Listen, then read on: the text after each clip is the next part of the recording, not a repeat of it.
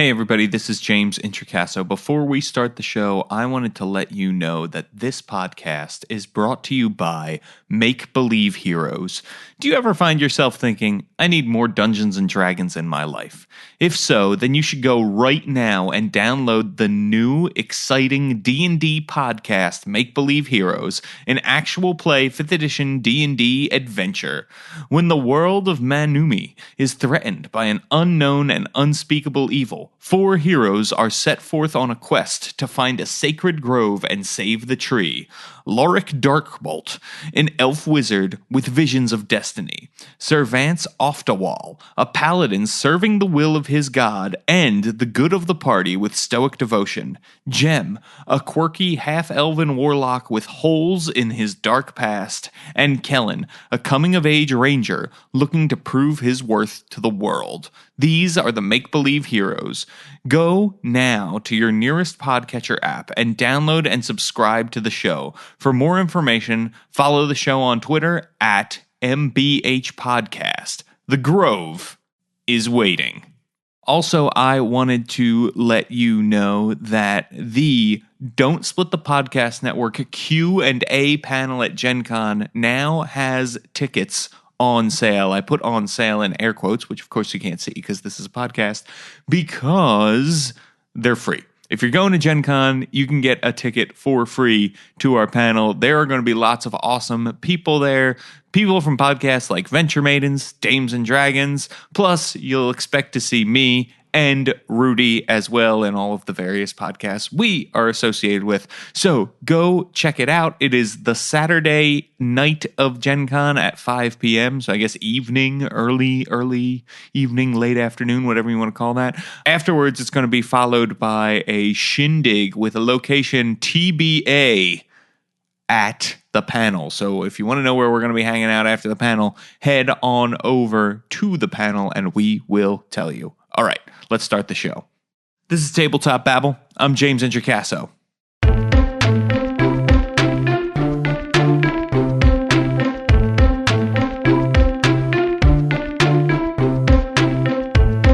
Today on the show, I am talking GM advice with Johnn Four and Celeste Conowitch of the Venture Maidens podcast. We are having a grand old time talking about your favorite topics because a bunch of people wrote into Johnn Four. We did a podcast like this a while back with Rudy Rutenberg. I think we're going to make this a more regular thing where we take questions and we answer them. All kinds of great GM advice in this one. John and Celeste are both brilliant, so look forward to it. Here we go. Okay, everybody, now I am here with two of my favorite people. Celeste Conowitch and Johnn Four are here to answer some questions about running games. And I am really excited to talk with you both because not only are you two of my favorite people, you're two of my favorite dungeon masters. So welcome, Celeste. For people who don't know you, and they should. Oh, James. Who are you and what do you do in the world of tabletop role-playing games? Hi, everybody. My name is Celeste Conowitch. You might recognize me from a little show here on Don't Split the Podcast Network called Venture Maidens, which is an actual play D&D podcast. I've been DMing for that show for about 2 years, but basically, other than that, my entire life, or what feels like it from time to time. I've always loved Dungeons and Dragons. I love being involved in the community and playing a bunch of other role-playing games. So that's me. Awesome. Yeah, absolutely. So one of the great joys is getting to watch you play things too, Celeste. Oh, yes. I do also live stream my games. So you can find that over on Twitch every other week. So, we do it live. That's excellent. That's excellent. And John, who are you and what do you do in the world of tabletop role-playing games? Well, I live in my igloo in Canada. I play lots of role-playing games. I've been running roleplayingtips.com for a while now. We've just realized my site can vote and drink legally, so that ages things quite well. And I love playing RPGs and talking about it and gathering tips from game masters all over the world and spreading them out to anybody who would like to improve their GMing. So we did this last time with John when Rudy Rutenberg was on. Now we have Celeste Conowitch. We're just constantly upgrading our GMs here. John has asked his listeners for questions about GMing advice. I shouldn't say your listeners. I have listeners. You have readers, John. I guess so. And yeah, you would be advised not to listen to me. So yes, well played. We're going to listen to you today. So, indeed. But we have a bunch of great questions that we are going to run down the list. We're going to do this about once a month or so here on Tabletop Babble. So, John, if people are interested in getting you questions, where should they go? I know they can submit questions to me on Twitter through at James Introcaso, but if they have questions for this and they want to submit them through you, what's a good way to do it? The best way is through my Patreon, which you can find on my site, roleplayingtips.com. And you can also reach me on roleplayingtips.com on my contact menu item. Fill out the form there and shoot me a question. I run a 3 times a week GM tips email. And if you're on that, just hit reply with any questions you might have. Excellent. And it's a great email. I am on it. People should definitely check it out. So let's go to question number 1 from Chris Nail. Adventure ideas for children PCs. And Chris says, we are about to launch a low magic fantasy campaign with the characters starting off as children around the age of 12. We would like to show who they are as individuals and how they develop before they become big heroes. We will jump forward in time repeatedly to keep the story moving along. What adventures can young children get into that doesn't require them to have magic spells, magic equipment, or weapons larger than a knife? These are their formative years, so we want to test their mettle without traumatizing them for life. This was a great question. It's funny. At first, when I read this, I thought it was that they were playing with kids, but it's that they are going to be children, the adventures when they start off. So, Celeste, let's start with you. Do you have any thoughts about this? What sort of adventures are good for children PCs? Okay. This is an interesting question. Yeah, I looked at that and I was like, all right, so if I was a kid playing Dungeons and Dragons, I can just imagine really well, like, starting out in a small village, and maybe you're, like, a ragtag gang of kids that, like, I don't know, they're, like, rogues in the making or something, like, or they're involved in, like, a small town, like, turf war with, like, the bully kids, and then they rise to like, adventurous origins above, or, like, saving dogs is always a great strategy for kids. Or maybe there's some, like, fairy spirits or something that are affecting only the adults of the town, and the kids have to band together to find the truth, or to, like, little small town adventures, I think is a great way to start off, since, if you are playing realistically as kids, you can't do much traveling. Yeah, I like that a lot. That's really great. I love something affected the adults, and now you have to be the one to sort of solve that problem. Yeah, like maybe only the kids can see the ghost haunting the town, or something of that nature.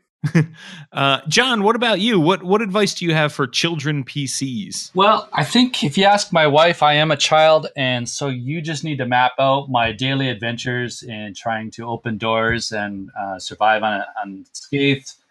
So that would be one thing if you had a camera to follow me around. So I had a few tips that I wrote down here. The first is, if you haven't decided on your game system, then go shopping around to find a system that supports your goals. So the GM asked about avoiding combat. So you might look at more story type games that aren't all focused on attack rolls and to hit matrices and THAC0. Next is, for whatever game system that you pick up, look at the character sheet and just grab a highlighter and highlight everything that's not focused on combat. And those are the skills and the abilities and the touch points you want to hit on in encounters. And so start thinking about encounters that can challenge or make gameplay out of anything that you've highlighted. Also including that is personalities, relationships. If you're playing 5e, work on those bonds and your backgrounds, and play up those, and downplay hit points and your weapon or your combat equipment and things like that. And here's an interesting one. So give yourself a Game Master challenge where if you were to run an adventure and if you assume that the kids win all combats, then what would you have happen in the adventure to make it interesting? So rather than playing through the combats, if you just hand waved it, I think it would be a good thought exercise to think of, okay, well, what's left? Because in your typical RPG session, at least with my group, we have a lot of combats, and that takes up a big footprint of each session. So if those are just, okay, you win, then what do you do? And that might necessitate a change in your GMing style and how you think about what's fun in a session and kind of changing your mind going into a game. So what would you design? Then I would also look at things in terms of what's the character's goal and the player's goal. Then look at what would constrain that goal. So from a game design perspective, it's no longer monsters that would knock you down to 0 hit points and kind of end your gameplay. So you have to come up with different constraints and obstacles. And unfortunately, I kept it abstract. So just insert Celeste's awesome ideas for actually examples of obstacles. Yeah, do everything he said, and maybe if you want to put a dog in there, like that's great advice for anybody. Or just don't end up in the doghouse. And then there you go. One last thing is, if you find a show, so I love Scooby-Doo. I reference that all the time at work. Lifelong lessons can be had from Shaggy and Scoob. And if you find a TV show with kids in it, watch an episode and just map that plot out and see if you can that's port it over as like an adventure skeleton, at least to help wrap your mind around what they do that doesn't involve combat. So that's my rambles. Good question. That is a good question. Thank you. Yeah, the only thing I would add to what you both have said is if you're looking for sort of influence for the kinds of adventures kids can have, go to the movies you loved as a kid, right? Go watch The Goonies, go watch Stranger Things, go watch It if you want to. Some of that, it's obviously on a sliding scale of how actually disturbing it would be. versus not. It explains your therapy lessons. But I think there's something to be said. The Goonies is a great movie for a childhood adventure that doesn't actually have any monsters in it, right? But is still very fantastic and has some fun stuff, and sure has real world monsters, I guess, in that sense. So there's that sort of thing you could look at. You could look at Home Alone for an example of like a movie of improvised combat that isn't actually combat, right? It's setting a lot of traps and that sort of thing. So I would look to those sources for inspiration as well, and see like what is the most fun here? How do you have the most fun? And kind of go down that route. None of those kids ever kill anybody. And a lot of times it's the kids against like one monster, right? Because they need to put together all their resources and come up with a series of traps and other things to sort of outsmart the monster. And I think that's a great way to go for a young adventure if you want to put a monster in it of some sort, is focus on kind of that one problem and then let the players tackle it a bunch of different ways. Question number 2 from Skylar Ledbetter is introducing RPGs to new players. My girlfriend and I want to play RPGs, but when I have set them up, there's a bit of an awkwardness because she hasn't played any tabletop RPGs before. I was wondering if you have any suggestions on how I can help her feel more comfortable playing RPGs. John, do you play RPGs with your wife? I played once. It's not her thing. Mm-hmm. So we play, she loves board games, but we don't play RPGs together at all. Gotcha.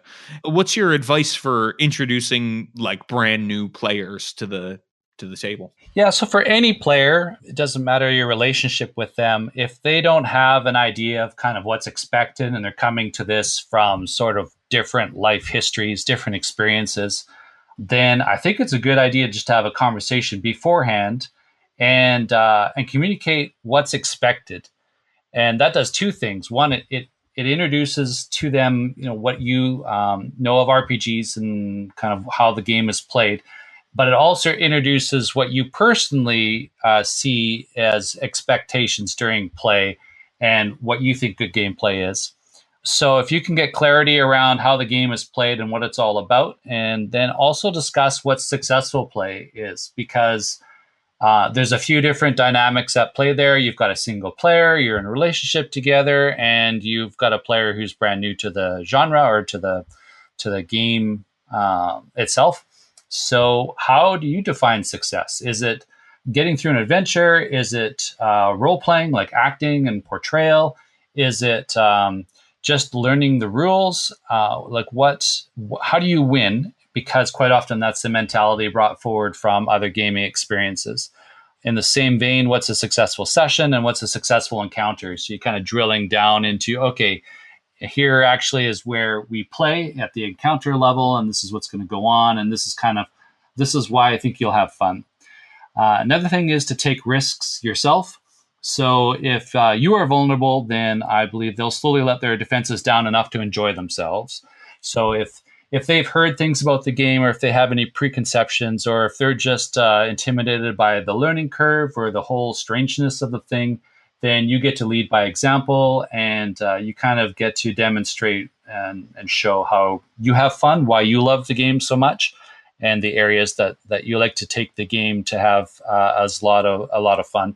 And then last, I would recommend doing a little retrospective after each encounter. So don't wait until the session ends or between sessions, or avoid the discussion altogether. Have a conversation about, like, what did you think of that we just played? What did you like? What didn't you like? What questions came up as we played that you want to go over?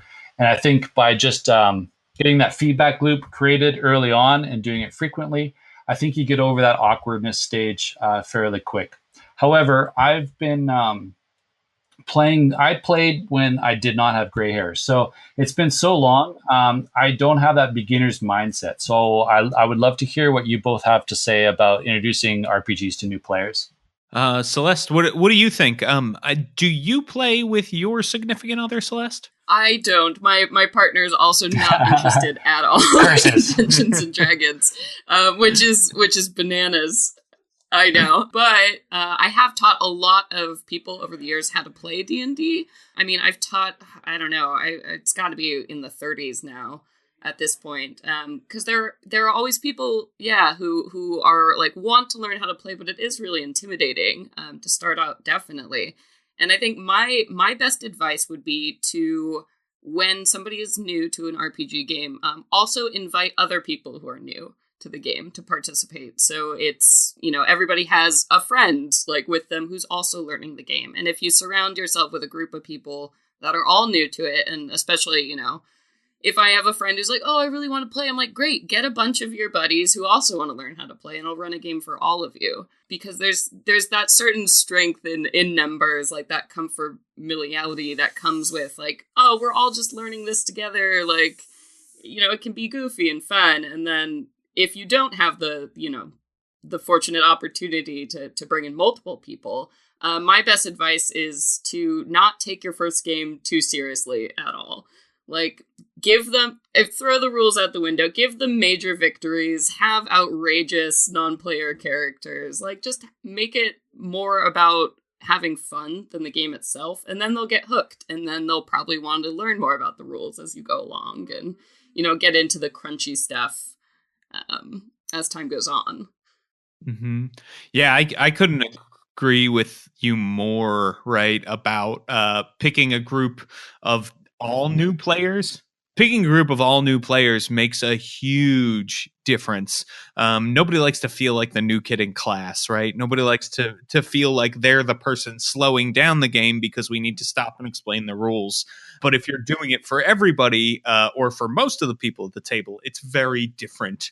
And it also helps if, like you said, if they pick that person, if they pick the people themselves, they're going to be far more comfortable because they've picked the friends they want to play with, which is so key. Yeah, that's so smart, Celeste.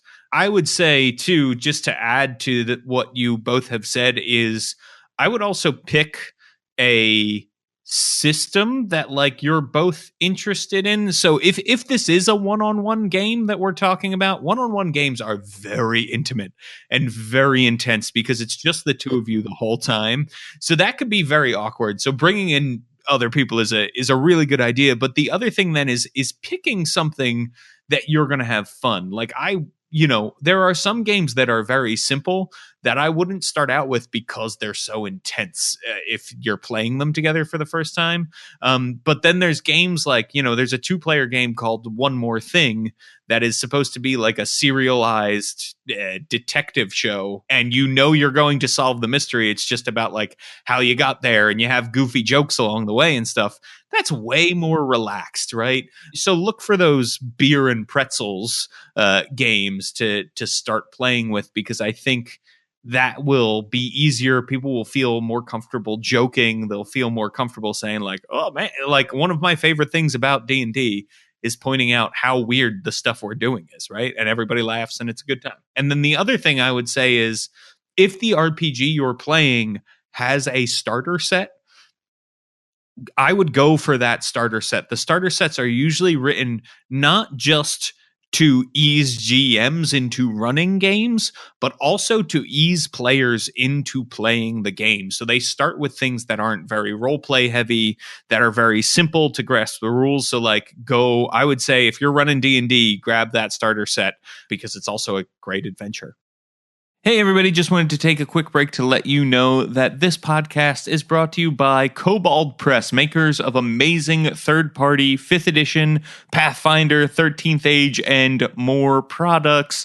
Right now, I want to talk to you about the Tomb of Mercy. The Tomb of Mercy is an amazing death trap dungeon from Sursa Victory, a guest on this show who talked about Death Trap Dungeons. Check it out. The Tomb of Mercy was built centuries ago to house arks that preserve the souls of humanity from infernal invasion.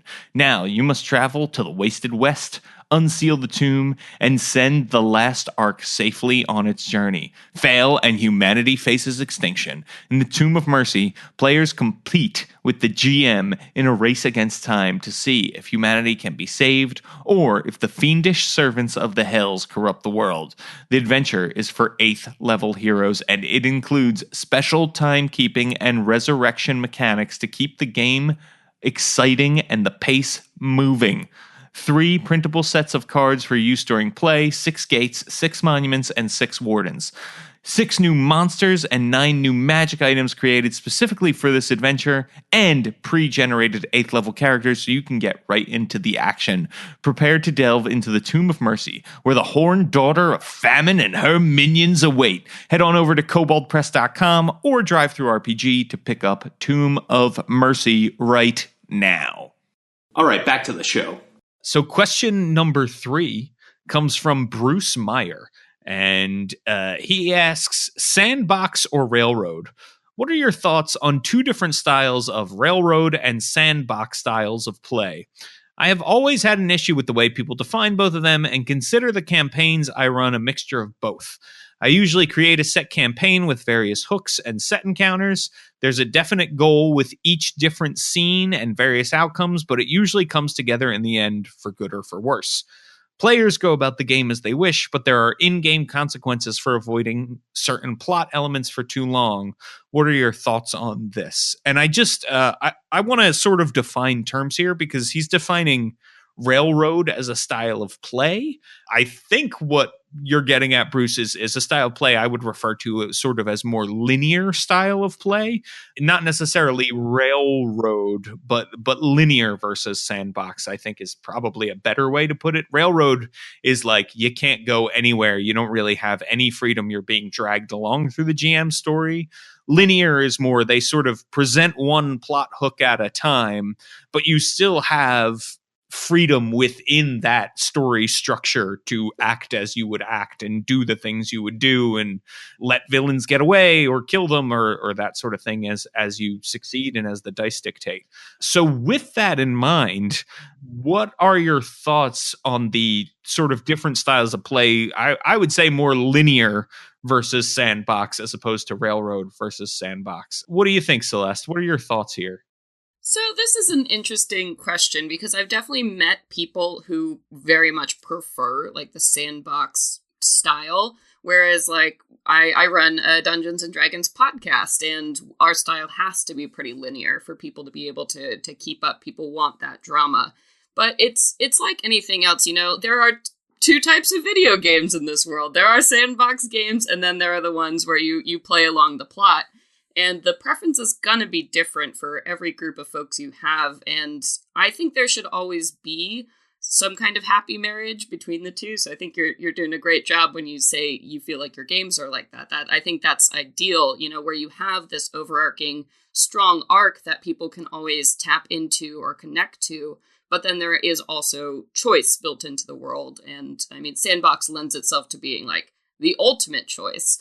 But I know for like a lot of younger players or newer players, that can feel really overwhelming, and sometimes people can feel lost in there. So I generally pretty much prefer a linear style of game. But if the DM wants me to play in a sandbox, like that's always total fun opportunity just to run around and explore and get lore, you know, everywhere you're going. So I guess I didn't really answer your question, but those are my thoughts on the two styles. Yeah, I mean, I think that was the question, right? What are sort of your thoughts on that? And from a podcast perspective, I totally agree. It's got to be linear. Yeah, unless you're running something published that's a sandbox, because then you have it there ready to go. I just can't imagine what writing your own sandbox for a podcast would be like. Sounds a mess. Yeah. It would be a mess, James. Yeah, absolutely. John, what about you? I wrote with you a adventure that goes linear and then sandbox and then hex crawl, and you know, so we wrote an adventure that sort of explores all different kinds of styles of play. What are your thoughts on this? Yeah, it's a tricky question.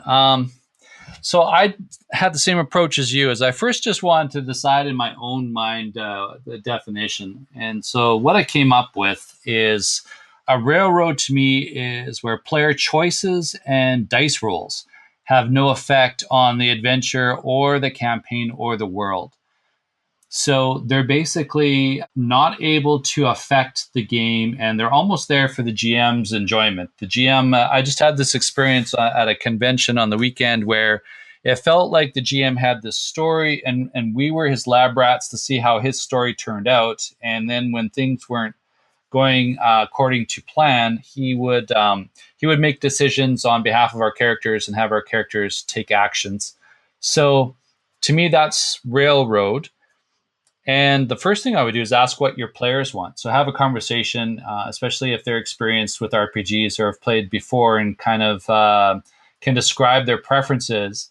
Because I've had groups on both ends of the spectrum. And a couple of campaigns ago, a group said, we don't want to make story decisions. We just want to role play. Just tell us what to do to kind of keep the story going. And we just want to play our characters and get into cool situations and combats. Don't make us argue endlessly amongst ourselves about where to go next. Then I've had other groups that say, well, it feels like that no matter what we do, we're eventually going to confront the villain, but we didn't choose the villain in the first place. So we're going to reject that and go somewhere else. So yeah, just ask your players what they want. Is this a stress reduction game, or is this an intense, I want to be transported to a different world and immerse myself type of a game? In reality, a campaign that fits somewhere in the middle is perfectly fine. I think of it as a diamond shape. So in your campaign, if you start off right here, it doesn't matter if it's in media res or if you say, okay, you're all part of a faction or a patrol or a common goal or whatever. Here's the start, and then go forth with this kind of objective. And then it's okay to have an end in mind where it's, you know, you're going to go tackle Sauron eventually. Then the middle part of the diamond is what's in flux and what the unknown part is. And I think in most campaigns, you play that middle part to see what condition the characters, the adventure, and the campaign and world are in when it finally comes time to confront the villain. And for many things, cases, you want to see your characters progress. And for many players, that's also about the personality and how they the internal life of the characters progress, as well as the stats. So the way that it was outlined, I think, is a great campaign structure, and that I also run similar with this diamond shape, and that's perfectly fine. I think as long as the players are happy, then you're doing a great job. Yeah, I think that's a great way to ask your players is really smart. I once asked my players before a campaign, like on a scale of 1 to 5, 1 being more linear, 5 being more sandboxy, where do you want it? And most of them put it at about a 2. And I was surprised, but I think that's why it helps to ask what sort of style of game do they want to play and go from there. There's plenty of ways to make a sandbox easier to run with published material and that kind of thing. But if what you're getting is you like having a defined endpoint and a defined beginning and sort of knowing what's happening in the middle, that are not knowing what's happening in the middle, that's also great. Whatever works, I think makes sense. And I do agree that, there's lots of fun to be had in either. I think it all depends on what kind of story you and your players are trying to tell together too. Hopefully that helps you, Bruce. Final question here from Andy Fundinger. How to GM High IQ PCs? So this is a question that I see a lot and one I think about all the time. So Andy says, one of my players rolled up an IQ of 27, which in the campaign system, Palladium, is 1 point less than the god Loki. To me, this is Stephen Hawking, Gary Kasparov. It's a high level of intelligence, clearly one that I don't have, and it comes with a pile of bonuses to skills. But I don't know how to make her really feel like she's playing a character smarter than anyone in the room. Suggestions. This is one I think about a lot, especially in D&D, right? The watching the wizard get frustrated with a puzzle is hard because the wizard is supposed to be super smart, but maybe the character or the player is having trouble with a puzzle and it makes them feel not like the character they're playing, right? Not super smart. So how do we handle this? How do you handle high IQ PCs to help them feel like they are smarter than other people in the room? John, let's start with you. Oh boy, that's a tough question. Okay, so I am not smart, so I'm not qualified to answer the question. So what I did was I Googled it, and I Googled what's it like to be smart, and I found some really interesting answers. So it turns out that if we look at the types of intelligence, high IQ people don't necessarily have high EQ or emotional intelligence. They still have their fears and doubts and uncertainties. They still have problems with relationships. They still have problems like scoping their ideas and understanding and relating to the people around them to communicate effectively and whatnot. So I think at first, don't frame IQ as being omniscient. I think it would be healthier in a game to consider high IQ still has a lot of blind spots. Something else that high IQ people say is that they make mistakes because they get bored easily and they find a lot of things that challenge other people not challenging. So they kind of let their minds wander. They don't focus. And so therefore they make a lot of mistakes. The high IQ people also, there's a pattern of loneliness. They also overthink and overanalyze things. I think in part because they don't get feedback from other people at the same level to kind of carry on their conversation. So that gap gets them second guessing themselves. Other people don't understand them. So other people actually think they're stupid because, again, you've got side A thinking in things in certain terms and at certain levels, and side B on a completely different plane. And it doesn't matter if it's above or lower or left or right. The mentality is different. And so one side is not going to feel it. And so that's what these people report. And then a quote. So one person who said that he had had a very high IQ is, what for you is the obvious logical conclusion for others is a prediction that they don't believe and you cannot really justify. So in other words, if you are really smart and you can jump to these really intelligent conclusions and everyone else can't follow. It's like the quote where if you don't understand the technology, it's magic. So I think at the gameplay level, if you look at systems where PCs auto win, like the gumshoe system, where the game is not about failure of finding clues, you automatically succeed in getting all the information you need. It's the gameplay is in what you do with it. You could take that approach. You could also look at games with relationship mechanics and challenge high IQ players, high IQ PCs that way.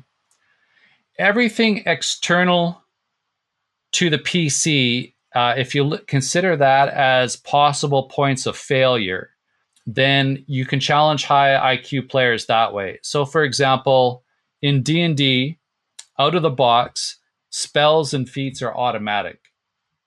So if you looked on a high IQ character sheet and look at skills, actions, attacks, and damage, you might consider making some of those automatic wins. And like we were talking about gaming with kids, if you considered an adventure where every combat was an automatic success, what would you do? What would you do to fill up all that time with other events and actions?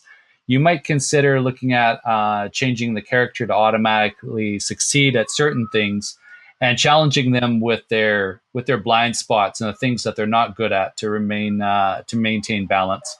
Tough question. That's what I think. What do you guys think? Yes, that's true. I'm going to pass it off to Celeste because I still think about this question and don't know that I have a good answer. Celeste, what do you think about high IQ PCs? Yeah, so this is a really good question. It is also something I think about a lot, James. So it actually comes up in Venture Maidens, where Brittany on the show, she plays a highly intelligent, like we're talking intelligence 20 warlock who went to school with wizard school, basically. And so this does frequently come up. And so what I've sort of started to do over the years, I mean, I think step one is always to talk to the player, when they do make a choice, like, okay, well, what do you think intelligence means to your character? How do you want the world to perceive your intelligence? And then really stand by that. Like, especially, I like my NPCs to really show that they know the character is smart. They treat them differently. They have different access points. So in the narrative, it embraces that mechanical skill. For one, and really make sure always, of course, I mean, communication is key. Check in with your player and be like, all right, I know you're playing this character that may not, reflect your personality. So how can I help you with that? What I've started doing specifically for like puzzle scenarios, because that's always where this comes up. I've actually started writing, when I make puzzles, I write clues to my puzzles in the event that people get frustrated and they want to use their given skills to basically help them along. So I might build in a system where somebody can make a check to get like one clue, and they keep making that check over and over again, and that way they can get clues over the course of time to represent like their character being able to think through something faster than maybe the player could. So just really find interesting ways and mechanics and to make that work. And then also, it's always good to have that conversation with the character about role playing, or with the player about their role playing, and see what exactly they want from the character. Why did they choose to make a high intelligence character? And make sure you're fulfilling that as a storyteller. Yeah, I mean, I agree with both of you. Instant wins are a big thing that I do for characters who are super high in a stat.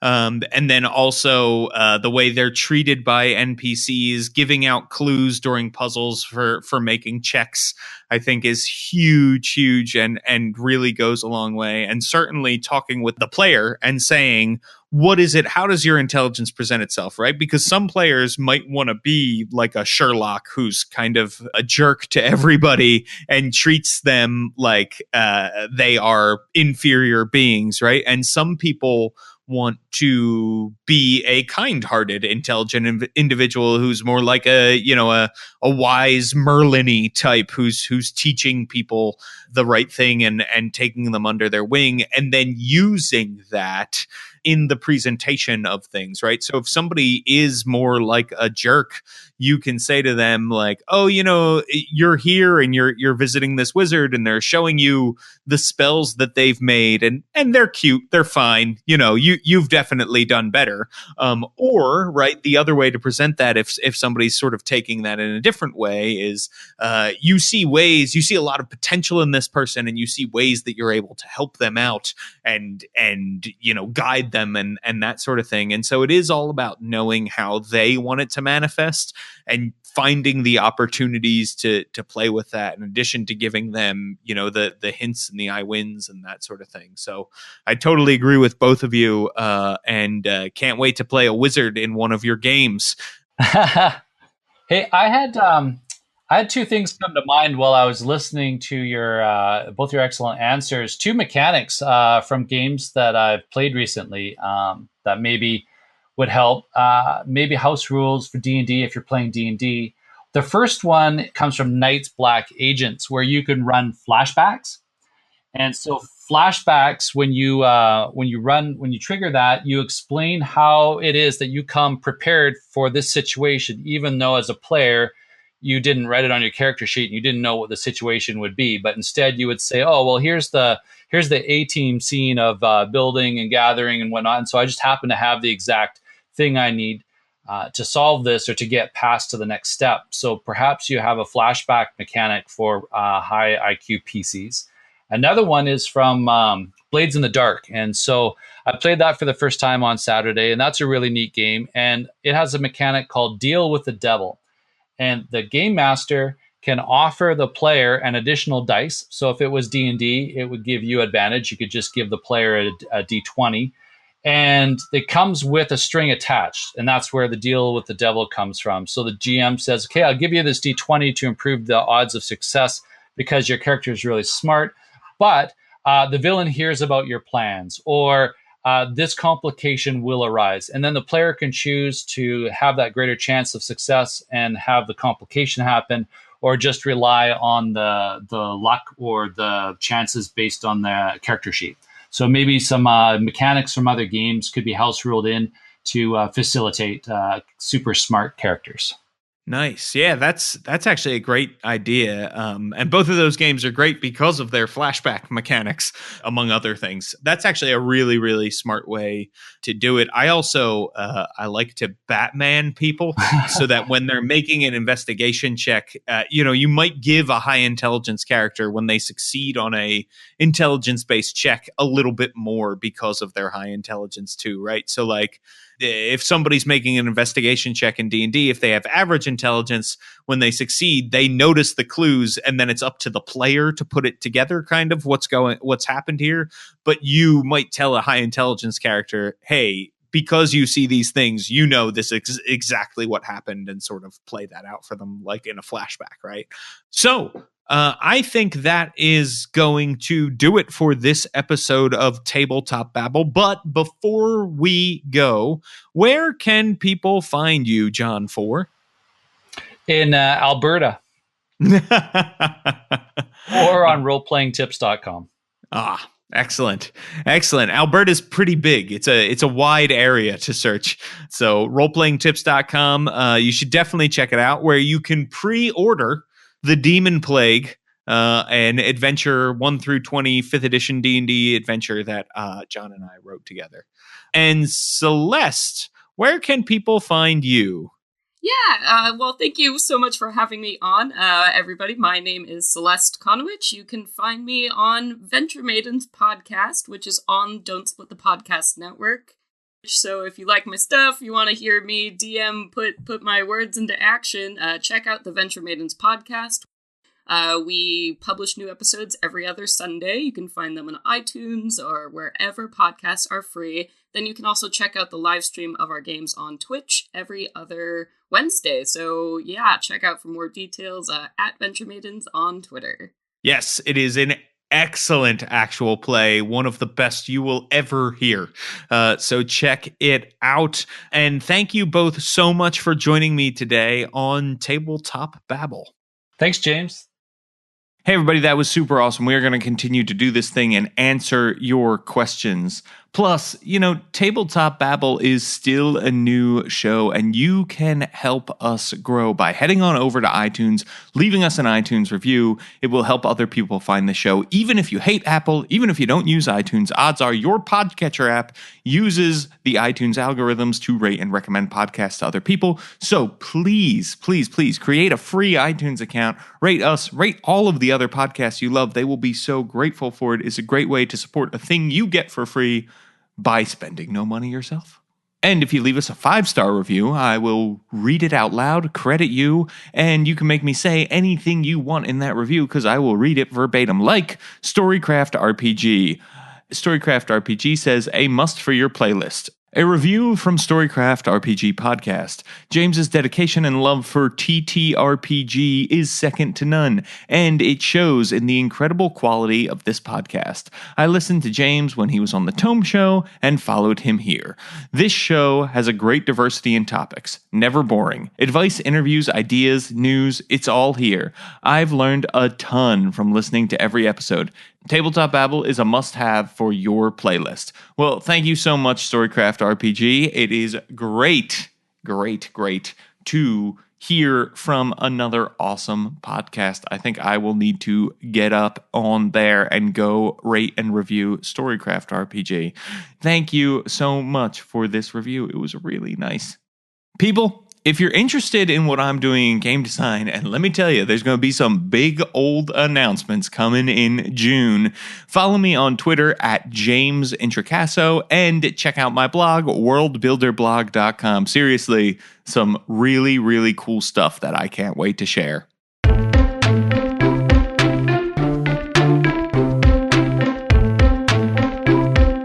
Tabletop Babble is a show on the Don't Split the Podcast Network. Thanks to Rudy Basso for founding it with me. Our theme music, which you're listening to right now, was provided by Battle Bards.